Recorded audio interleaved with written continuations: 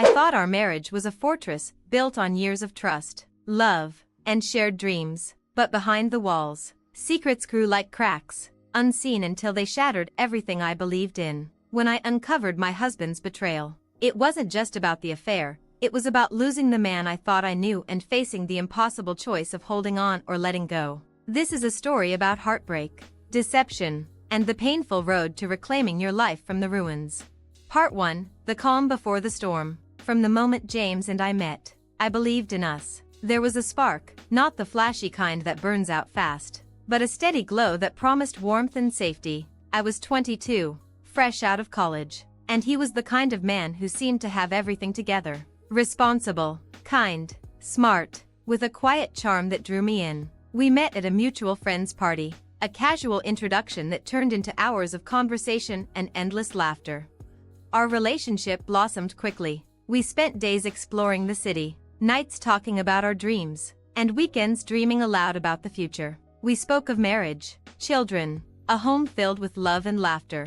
He was my best friend, my confidant, my partner. Our wedding was everything I hoped for, a celebration surrounded by people who loved us, promises made under the sun and stars. I felt like the luckiest woman alive. The first few years of marriage were peaceful and joyful. We built a life together, piece by piece, with trust as our foundation. But slowly, the cracks began to appear. At first, they were barely noticeable. James started working longer hours, often coming home late. He was exhausted, he said, stressed with a new project. I believed him. Then came the subtle changes. His phone always face down. Messages that made him jump when I entered the room. Sudden shifts in mood. I told myself to trust him, to be patient. I asked myself if I was imagining things. After all, we had built so much together. Could this really be happening? Was the man I loved hiding something? I hated the thought, pushed it away like a shadow I refused to acknowledge. But the more I denied it, the clearer the signs became. One night, I came home earlier than usual from work. The house was quiet except for the faint sound of a voice coming from James's study. My heart skipped as I pressed my ear to the door. There it was, laughter, soft and intimate, followed by whispered words I wasn't meant to hear. My breath caught. I wanted to believe it was nothing, but the seed of doubt had taken root. I spent the next days walking on eggshells, watching, waiting. Each little inconsistency felt like a blow. My mind raced with questions. Where was he going? Who was he with? And most painful of all, why wasn't I enough?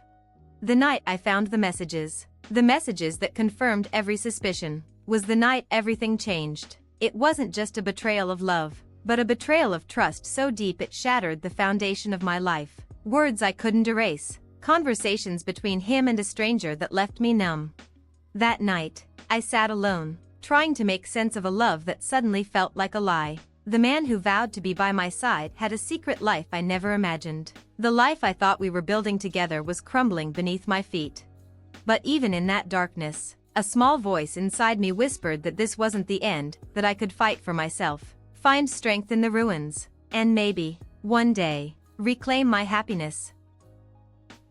Part 2, Cracks in the Mirror. After that night, everything between James and me changed, though nothing had officially been said. The house felt colder, heavier. I moved through our rooms like a ghost, haunted by what I'd discovered but unable to confront it. My mind was a whirlwind of pain, confusion, and disbelief. How could the man I trusted most lead a double life? How long had this been going on? How had I missed the signs? James came home the next evening as if nothing was wrong. He kissed me lightly on the cheek and asked how my day was. The casualness of it hurt more than any angry confrontation could. I wanted to scream, to break something, to demand answers, but I held back. I wasn't ready, not yet. Instead, I sat across from him at the dinner table, watching every movement, every expression, searching for cracks in his facade. He avoided my gaze, stirring his food without appetite. I knew he was carrying a secret heavier than any words could say. 4 days, I battled the silence between us. He left the house early and returned late. I found myself checking his phone when he was out. A terrible invasion of privacy, but the only way I felt connected to the truth. His messages were cold, distant, but unmistakably intimate. It was with a woman I didn't know, a name I hadn't heard before. One afternoon, unable to contain my torment, I confronted him. I asked about the texts, about the late nights, about the distance. He didn't deny it. Instead, he confessed to an affair, the first time I ever heard those words come from his lips. I remember that moment as if it was frozen in time. His admission didn't bring relief. It unleashed a flood of pain so fierce it felt like my heart was breaking in slow motion. "I never meant for this to happen," he said, voice trembling. "I'm so sorry." But apologies didn't erase the betrayal. They didn't heal the wounds. What hurt most was the realization that the man I loved, the man I trusted to protect and cherish me, had chosen someone else over our marriage. In the days that followed, I felt like I was losing myself. I couldn't eat, couldn't sleep. My thoughts twisted endlessly. Was I not enough? Had I missed something crucial? The doubts gnawed at me relentlessly. I wanted answers, but what I really wanted was to turn back time and change everything. Yet amid the wreckage, I found unexpected strength. I refused to let this betrayal define me. I began writing, a journal where I poured out every tear, every angry thought, every shred of hope. It was the first step toward reclaiming my life. I started talking to a therapist, something I had never done before. Each session was painful but necessary. Piece by piece, I began to understand the complex emotions tangled inside me: grief, anger, shame, but also resilience and hope. James wanted to fix things. He promised to end the affair, to go to counseling, to do whatever it took. But I realized that healing wasn't just about forgiveness, it was about knowing what I wanted for myself. Could I rebuild trust? Could I forgive? Or was this betrayal a door that, once opened, meant the end of us? The answers weren't clear, and the road ahead was uncertain. But for the first time since I discovered the truth, I felt a flicker of control. I was no longer just a victim of betrayal. I was a woman who had been broken, but who could choose whether to stay broken or rise again. Part 3, The Weight of Choices. The days blurred into weeks, but the ache inside me only grew sharper. Every morning, waking up felt like stepping into a war zone where my heart and mind were the battlefield. The house that once felt like a sanctuary now felt suffocating, walls closing in, shadows whispering secrets I wasn't ready to face. James tried to reach me, leaving messages and calling, but I avoided him. I needed space, clarity. I didn't want to hear empty apologies or promises that felt like smoke and mirrors. What I craved was truth, brutal, unfiltered truth. One afternoon, I found myself standing in front of the mirror, studying my reflection. I barely recognized the woman staring back, eyes swollen from tears, hair tangled from restless nights, lips tight with silent pain. Yet beneath the surface, there was something else, a flicker of fire, a stubborn refusal to be crushed. My mind kept replaying memories, the laughter, the late-night talks, the quiet moments that once made us feel invincible. Were they lies, or just chapters in a story that was now unraveling? I decided to confront James face to face, to demand answers that I needed to hear directly, not through half-hearted texts or whispered confessions. We sat across from each other at the kitchen table, the air thick with tension. I looked into his eyes, searching for the man I once loved. "Why?" I asked simply. He swallowed hard, his voice breaking. I was lost. I didn't know who I was anymore. I made a terrible mistake, and I've been living with it every day. But why her? Why behind my back? He hesitated. It wasn't planned. She was there when I felt alone, when things between us started to fall apart. "I never meant to hurt you." His words stung, but what hurt more was the truth behind them. Our marriage wasn't perfect. There were cracks we ignored, conversations we avoided, feelings we buried deep. In that moment, I realized betrayal wasn't just about the affair. It was about everything we failed to face, the silences that grew louder, the love that faded in neglect. For days, I wrestled with my options: stay and try to rebuild what was broken, or walk away and find myself again. Friends offered advice, but none could feel the weight I carried. One night, I found a letter James had written but never sent. In shaky handwriting, he poured out his remorse, his hope for forgiveness, and his fear of losing me. Reading it, I felt a tide of emotions: anger, sorrow, but also a fragile hope. I knew the road to healing would be long and painful. Trust, once broken, doesn't mend overnight. But I also knew that whatever choice I made, it had to be for me, not for anyone else. That night, I sat by the window, watching the stars, and whispered a promise to myself, no matter what, I would fight for my own peace, my own happiness. Because sometimes, the hardest battles are fought within.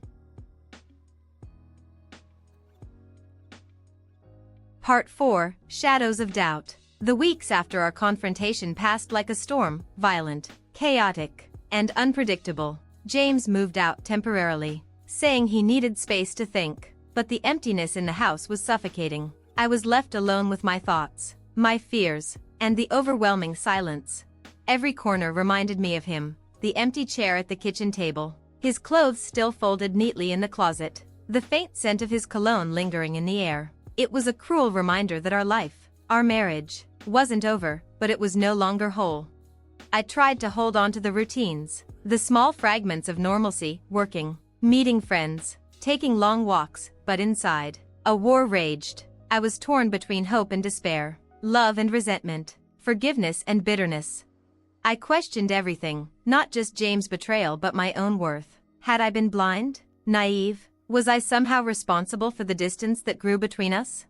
Then came the nights filled with nightmares, vivid scenes of betrayal and loss replaying over and over, blurring the line between dreams and reality. I would wake gasping, heart pounding, tears soaking my pillow.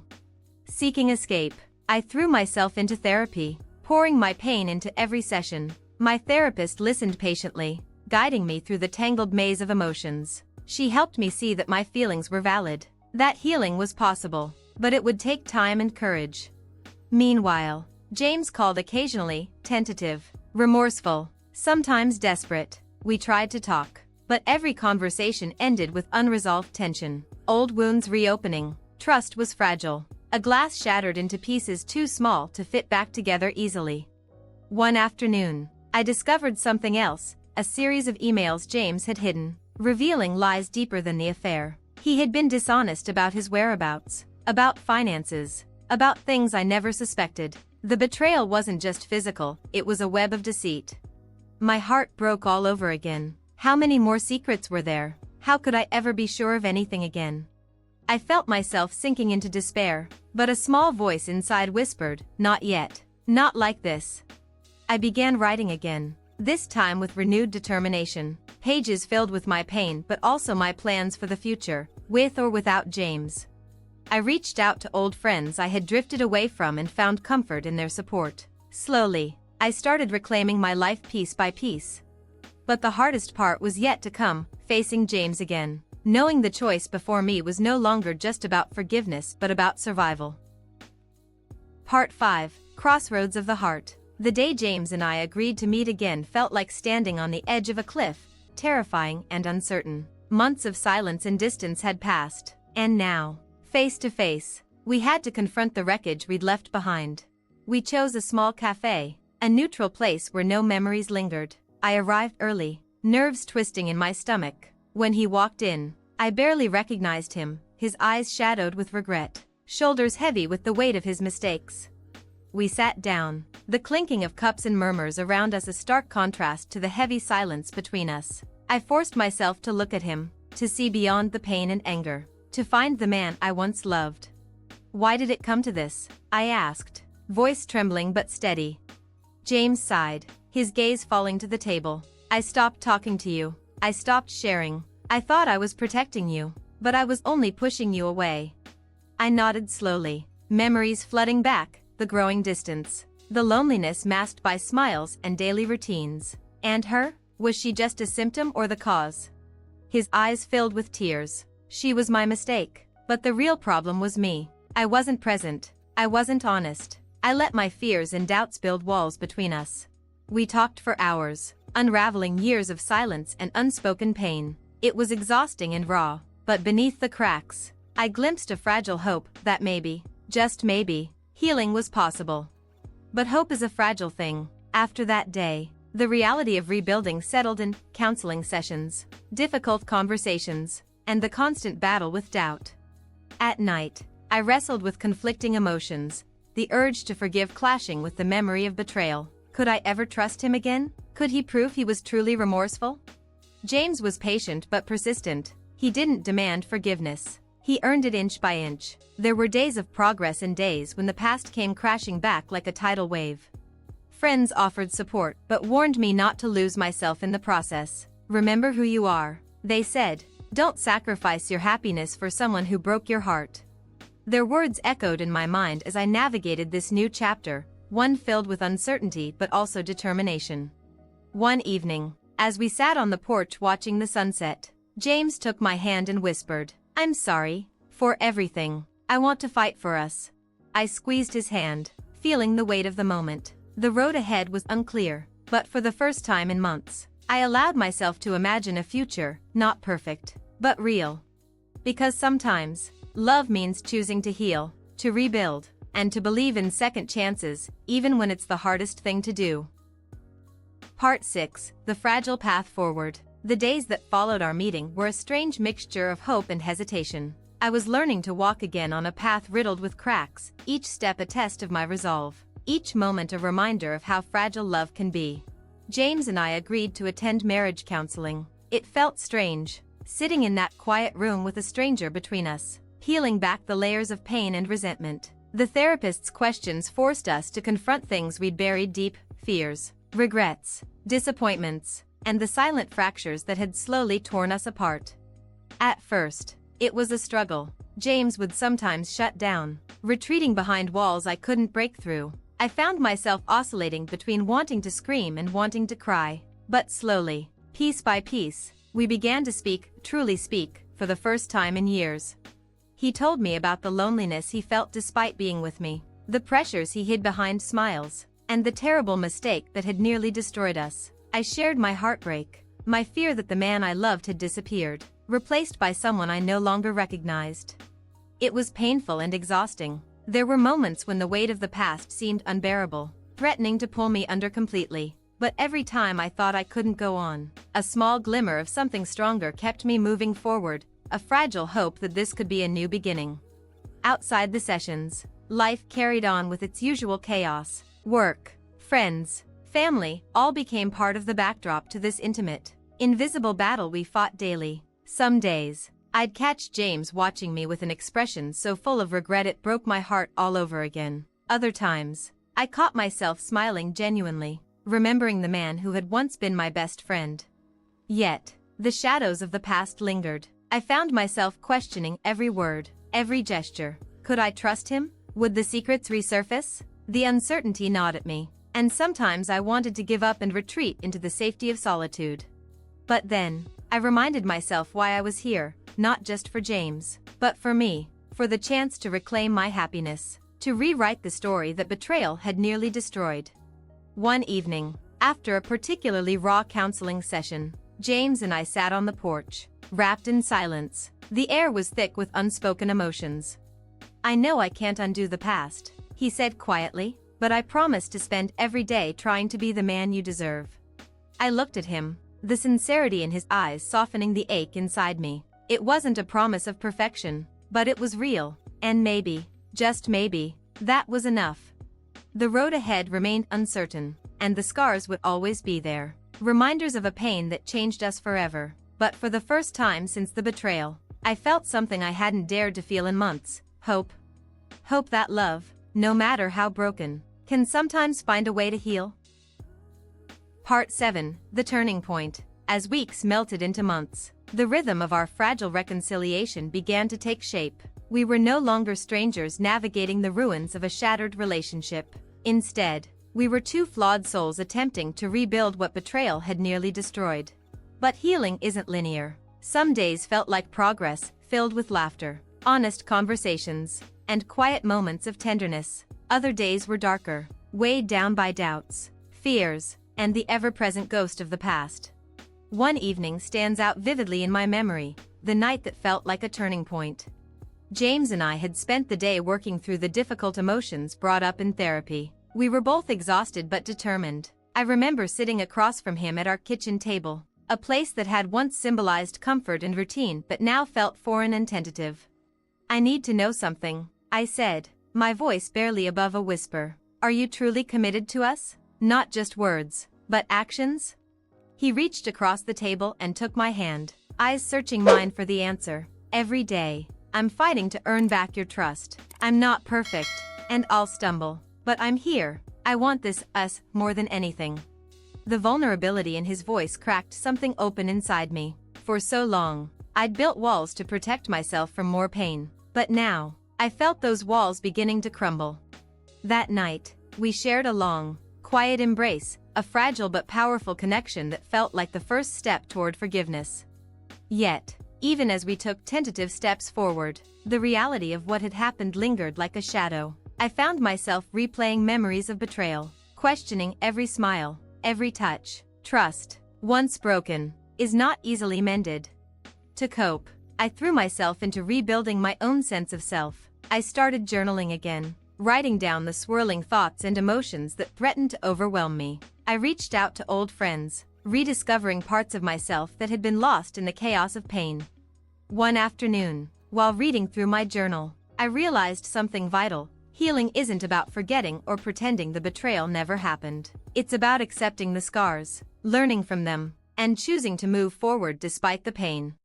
James and I also made a pact: complete honesty, no more secrets. It was a hard rule, and there were moments when the truth was painful. But every time we faced the difficult conversations, I felt the distance between us shrink.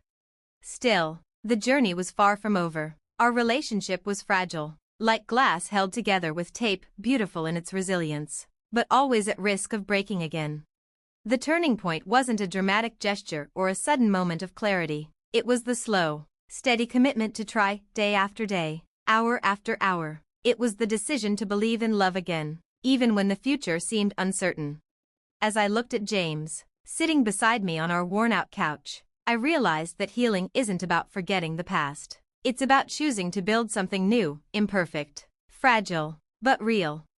Part 8: New Beginnings Amid the Ruins. The last months had been a roller coaster, moments of hope tangled with waves of doubt, tears mingled with quiet laughter. We were no longer the same people who had stood at the edge of a broken marriage. We were something new, fragile yet resilient.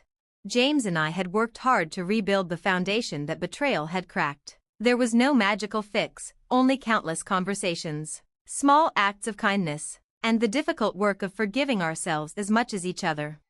One evening, as the sun dipped below the horizon, casting warm hues across our living room, I found myself reflecting on how far we'd come. I watched James moving around the kitchen, his hands steady as he prepared dinner. The tension that once filled the space between us had softened into something tentative but real. I realized healing was not a destination but a continuous journey. It required patience, courage, and a willingness to face uncomfortable truths. The scars remained, reminders of the pain that had threatened to consume us. But those scars also told a story of survival, strength, and the possibility of redemption. We started dreaming again, cautiously at first, plans for a future that included honesty, respect, and above all, love, a love that had been tested but refused to break. Sometimes, I still caught myself flinching at a memory or a shadow of doubt creeping in, but each time, I chose to fight those fears, reminding myself that the past did not define me or our future. In the quiet moments, James and I began to rebuild trust, brick by brick, day by day. We learned that love is messy, complicated, and sometimes painful, but it can also be beautiful and healing. The decision to stay, to fight, was not easy. It demanded everything I had: my heart, my strength, my willingness to forgive and to hope. As I looked at James, a man who had once broken me but now stood beside me with honesty and humility, I felt something I hadn't felt in a long time: peace. Not perfect peace, not naive or blind, but real peace, the kind that comes from knowing you've faced the darkness and chosen to step into the light.